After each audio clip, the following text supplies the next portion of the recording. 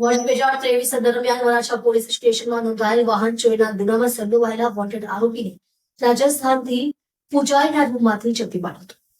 સુરત શહેરના ક્રાઇમ બ્રાન્ચે 21 વર્ષથી ફરાર ચાલતા વાહન ચોરીના આરોપી સામે કાર્યવાહી હાથ ધરી છે.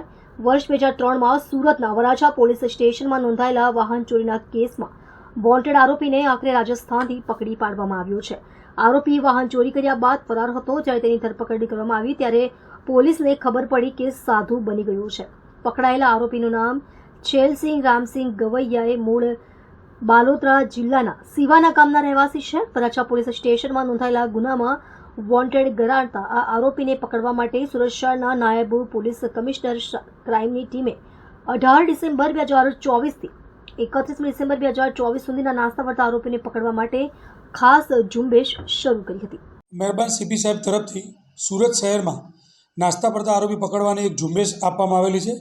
જે ઝુંબેશ અંતર્ગત આજરોજ વરાછા પોલીસ સ્ટેશનનો વાહન ચોરીનો આરોપી જે 2003ની સાલમાં વરાછા પોલીસમાં વ્હીકલ ચોરી કરેલી હતી, જે છેલ્લા 21 વર્ષથી વોન્ટેડ હતો.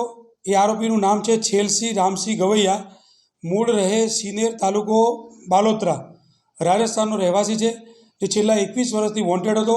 એ આરોપીની અમને બાતમી મળી કે એના ગામથી 8 કિલોમીટર દૂર સિવાના ગામ ખાતે એક નાની પોતાની મંદિરની દેરી બનાવી અને સાધુ વેશ ધારણ કરી અને ત્યાં રહે છે અને સાધુ જીવન ગાળે છે. આવી એક બાતમીના આધાર પર ક્રાઇમ બ્રાન્ચની ત્યાં ટીમ જઈ અને એને પકડી લાવી આજરોજ વરાછા પોલીસ સ્ટેશનને સુપરત કરે છે આગળની તપાસમાં. આ આરોપી 2003ની સાલમાં વરાછા શાક માર્કેટમાં મજૂરી કામ માટે આવેલો હતો. એ 3 આરોપીઓ ભેગા થઈ અને એક બાઇક ચોરી લીધી પૈસાની જરૂરિયાતના કારણે, જેમાં 2 આરોપી અગાઉ પકડાઈ ચૂકેલા હતા. અને આ આરોપી છેલ્લા 21 વર્ષથી વોન્ટેડ હતો, જેને આજરોજ ક્રાઇમ બ્રાન્ચે પકડી અને વરાછા પોલીસ સ્ટેશનને સુપરત કરેલ.